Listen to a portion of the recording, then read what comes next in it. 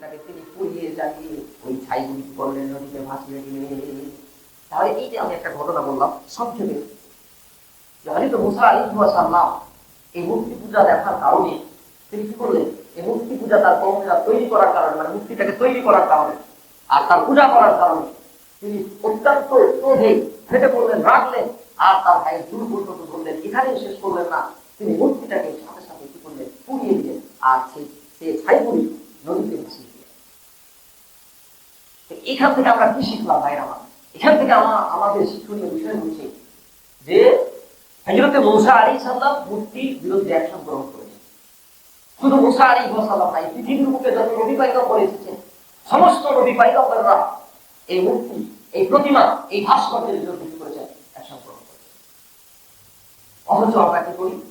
আমরা মূর্তি তৈরি করি, আমরা প্রতিমা তৈরি করি, আমরা ভাস্কর্য তৈরি করি, এগুলোকে আমরা সম্মান প্রদর্শন করি, এগুলোর সামনে আমরা মাথা নত করি, যে মনে করি যে ইনি আমাদের জন্য এত কাজ করেছেন, আমার দেশের জন্য কাজ করেছেন, ইনার জন্য আজকে বাংলাদেশ আমরা পেয়েছি, আর ইনার সামনে যদি মাথা নত না করি তাহলে কেমন হলো? মানে ওনার সামনে মাথা নত করলেন মানে উনি বুঝতে পারলো যে হ্যাঁ আমাকে সম্মান করছে নাকি বলো? এটা আপনি মনে করেন বলি তো তার সামনে মাথা নত করেন। আপনি একটা মূর্তিকে দেখেন, সালাম দিলেন, আসসালামু আলাইকুম, ধরেন আপনি লেফটেন্যান্ট ক্যাপ্টেন মতিউর রহমান, উনি বীরশ্রেষ্ঠদের মধ্যে একজন, তো তিনি যা করেছেন দেশের জন্য এটা তো সাধারণ না, লক্ষ লক্ষ মানুষের ভিতরে সেটাকে একজন ধরলাম। তিনি মুক্তিযুদ্ধের সময় করেছিলেন, পাকিস্তানে কর্মরত ছিলেন, পাকিস্তান বিমান বাহিনীর একটা বিমান, যুদ্ধ বিমান তিনি নিয়ে আসছিলেন বাংলাদেশে ছিনতাই করে, আর সে সময় দুর্ঘটনা তিনি মারা যায়। তাহলে এই যে আত্মত্যাগ এই দেশের জন্য, দেশের মানুষের জন্য, এবং তিনার সম্মান করার জন্য, তিনার যে মানে উচ্চ পর্যায়ে নিয়ে যাওয়ার জন্য আমরা কি করলাম, একটা মূর্তি তৈরি করলাম, ভাস্কর্য তৈরি করলাম, এত এত কাজ করলো, তিনি এত এত কিছু করলেন, আর তিনার যদি একটা ভাস্কর্য না তৈরি করলে হইলো নাকি? এখন ভাস্কর্য তৈরি করে আপনি কি করলেন, তাকে সালাম করলেন। আপনার এখন বিশ্বাস হলো যে আমি ওনাকে সালাম দিলাম, আমি সালাম দিই নাকি? উনি কি সালাম নিতে পারবে? জীবন্ত মানুষের যদি মূর্তি তৈরি করে আর ওকে যদি সারাদিন সালাম দেয়, সালামে জবাব দিবে? কথা বলি দিবে? দিবে না। হিন্দুরা যেমন আপনার কি করে, মূর্তিকে সামনে রেখে মা দুর্গা, মা আমার একটু বিপদ, মা আমাকে এই বিপদ থেকে রক্ষা করো, মা তুমি ছাড়া আমার জীবনে, মা হরে কৃষ্ণ হরে রাম, হে প্রভু ইত্যাদি বলে না তারা, তারা তো বলবে। তো তাদের বিশ্বাস কি এই মূর্তিতে তাদের প্রভু, তাদের সৃষ্টিকর্তা প্রভু আছে বা এর মাধ্যমে তাকে সাহায্য করবে।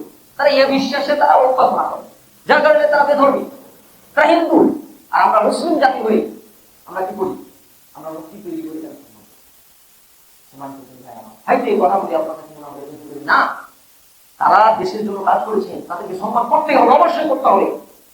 এই দেশ তাদের জন্য আমরা পেয়েছি, এত সুন্দর পরিবেশ আমরা পেয়েছি, আজকে সুন্দর আছি, সুস্থ আছি, আমাদের হক আদায়ের জন্য তিনারা কত কত কাজ করেছেন, তিনাদেরকে সম্মান করতে হবে, যথেষ্ট সম্মান। কিন্তু এই নয় যে তাদের জন্য কি করবো, সিনেমা তৈরি করবো। লেফটেন্যান্ট ক্যাপ্টেন মতিউর রহমানের নামে সিনেমা, আরো অনেকের নামে আছে এরকম সিনেমা তৈরি। আপনি এগুলো তৈরি না করে এনাদের জন্য যদি আপনি কি করছেন, একটা শিক্ষামূলক প্রতিষ্ঠান তৈরি করছেন। অনেক গরিব ছাত্র আছে যারা পড়াশোনা করার সামর্থ্য রাখে, তাদের পড়াশোনার ব্যবস্থা করছেন, এতিমখানা তৈরি করলেন, আপনি স্বাস্থ্য সেবামূলক হাসপাতাল তৈরি করলেন, আপনি বিভিন্ন রকমের তাদের জন্য মানে আর্থিক প্রতিষ্ঠান আপনি তাদের সম্মানার্থে, তাদের জান্নাতে তো তারা আছে ইনশাআল্লাহ আশা করা যায়, এবং তাদের সুখটা আরো বৃদ্ধি করার জন্য, শান্তিটা আরো বৃদ্ধি করার জন্য আপনি মানসা তৈরি করেন।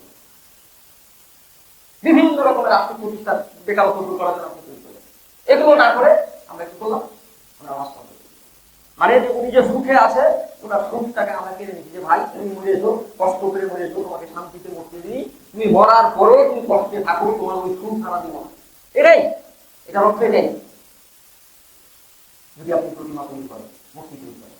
যেহেতু মুসা আলাইহিস সালাম কি করলেন, দেখলেন তার কওমেরা মূর্তি করেছে, তার পূজা করছে, সাথে সাথে ক্রোধে রেগে ফেটে পড়ে সেটা ভাই তুমি বললে যে কথাটা আমি আমরা করছি, এবং তিনি ওটাকে জ্বালিয়ে নদীতে ভাসিয়ে দিলেন, কাউরা করছে না। যদি এই শরীয়ত এটা সাপোর্ট করতো, এই ভাস্কর্যের প্রতিমা, এই মূর্তি, তাহলে রাসূল সাল্লাল্লাহু আলাইহি ওয়াসাল্লামের যে ভালো মূর্তি এই মুসলিম জাতি পৃথিবীতে কোনো কাউকে করতে দিত না। কারণ রাসূলুল্লাহ সাল্লাল্লাহু আলাইহি ওয়াসাল্লামকে মুসলিম জাতি নিজের জীবনের চেয়ে বেশি ভালোবাসে, কথা বলতে থাকে। রাসূল সাল্লাল্লাহু আলাইহি ওয়াসাল্লামের নাম কি পৌঁছে গেছে, মহব্বত আপনার আমার কমে গেছে।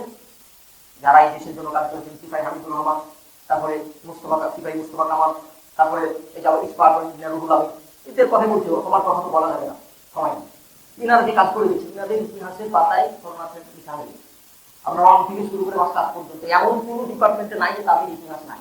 তাদের ইতিহাস ছাড়া বাংলার জমিনে ও শিক্ষিত হতে পারবে। যতদিন বাংলাদেশ থাকবে চীনাদের ইতিহাস থাকবে।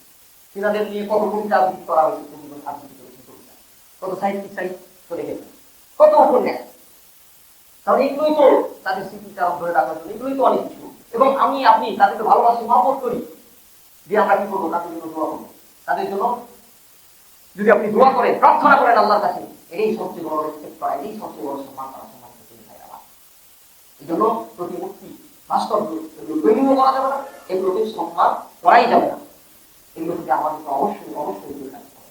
ভাইরা আমার, ভাস্কর্য যে তৈরি করা যাবে না, প্রতিমূর্তি তৈরি করা যাবে না, সেই ব্যাপারে রাসূলুল্লাহ সাল্লাল্লাহু আলাইহি ওয়াসাল্লামের হাদিস, সহিহ মুসলিম শরীফের হাদিস 977 নম্বর হাদিস থেকে আমার হলো রাসূলুল্লাহ সাল্লাল্লাহু আলাইহি ওয়াসাল্লাম বলেন, কিয়ামতের দিন যারা ওই ব্যক্তিদেরকে কিয়ামতের দিন সবচেয়ে বেশি শাস্তি প্রদান করা হবে, গ্রেট প্রভিলেজ দেওয়া হবে, যারা এই পৃথিবীর বুকে ভাস্কর্য, এই পৃথিবীর বুকে প্রতিমা, এই পৃথিবীর বুকে কি করেছিল, মূর্তি তৈরি করেছিল, এই পৃথিবীতে যারা ভাস্কর্য তৈরি করেছে, প্রতিমা তৈরি করেছে, এদেরকে কিয়ামতের দিন সবচেয়ে বেশি শাস্তি আল্লাহ তাআলা দান করবে। এটা সরাসরি রাসূলের ব্যাপার। রাসূলুল্লাহ সাল্লাল্লাহু আলাইহি ওয়াসাল্লামের আরো হাদিস যে ইন্নাল মালাইকাতা লা তাদখুলু বাইতান ফীহি তামাথিলু, এটা সহিহ বুখারীর হাদিস 3224 নম্বর হাদিস। যে প্রতিমূর্তি, ভাস্কর্য, এই প্রতিমা যদি কোনো ঘরে থাকে, রাসূলুল্লাহ সাল্লাল্লাহু আলাইহি ওয়াসাল্লাম বলেন এই প্রতিমূর্তি, ভাস্কর্য, এই প্রতিমা যদি কোনো ঘরে থাকে, ওই ঘরে আল্লাহ বরকতের ফেরেশতা প্রবেশ করে না। আলহামদুলিল্লাহ বলেন।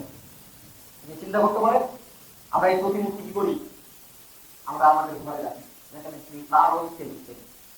আমরা ফটো তুলি, এই ফটো তোলার পরে আমরা কি করি, মাতা পিতা দাদা দাদু ফটো আমরা ওই ঘরে ঢুকে রাখি। মানে এটা কোনো বিষয় না, এগুলো কিছুই মনে করি, অথচ এগুলো এতটা মানে গুরুত্বপূর্ণ বিষয় আপনার আমার জন্য, এগুলো থেকে দূরে থাকা এতটা গুরুত্বপূর্ণ যে আপনি যদি না থাকেন এগুলো থেকে বিরত, এগুলো যদি আপনি করেন, ম্যাটার করে না করেন, বিষয় না মনে করেন, তাহলে ইমান নষ্ট হয়ে যাবে। আপনি মুশরিক হয়ে আপনাকে দুনিয়া থেকে বিরত করতে হবে। আপনাকে এটাই আপনাকে জানানো উচিত, আপনি সমস্ত আমলকে নষ্ট করে দেবেন। কারণ এটা হচ্ছে শিরিক, এই কার্যকলাপ করা হচ্ছে শিরিক। আর শিরিকের ব্যাপারে আল্লাহ তাআলা রব্বুল আলামিন যথেষ্ট তার প্রিয় বান্দাবান্দিদেরকে সতর্ক করেছেন। শিরিকের গুনাহ যে আল্লাহ তাআলা রব্বুল আলামিন ক্ষমা করবেন না ভাইরা আমার, সেই ব্যাপারে আল্লাহ তাআলা রব্বুল আলামিন 4 নম্বর সূরা আন-নিসার 48 নম্বরে স্পষ্ট করে দিলেন, ইন্নাল্লাহা লা ইয়াগফিরু আন ইউশরাকা বিহি ওয়া ইয়াগফিরু মা দুনা যালিকা লিমান ইয়াশা। সুবহানাল্লাহ বলেন। রব্বুল আলামিন বলেন, পৃথিবীর সমস্ত গুনাহ আল্লাহ তাআলা রব্বুল আলামিন করতে পারেন, বান্দার ক্ষমা করে দিতে পারেন, এই করে একটা নির্দেশ তিনি করেছেন। কিন্তু ইন্নাল্লাহা লা ইয়াগফিরু, তিনি ক্ষমা করেন না আন ইউশরাকা বিহি, তার সাথে শরীক করাকে, তার সাথে সমকক্ষ বানানোকে, তার সাথে তুলনা করাকে, অর্থাৎ আল্লাহ ইবাদত বাদ দিয়ে অন্য কারো ইবাদত করাকে আল্লাহ তাআলা কি করেন, এটাকে একেবারে অপছন্দ করি, আর এই গুনাহকে তিনি ক্ষমা করেন না। আল্লাহ for is not their partner should be set up into him for worship. Allah for is not their partner should be set up with him not but him for his except that anything else.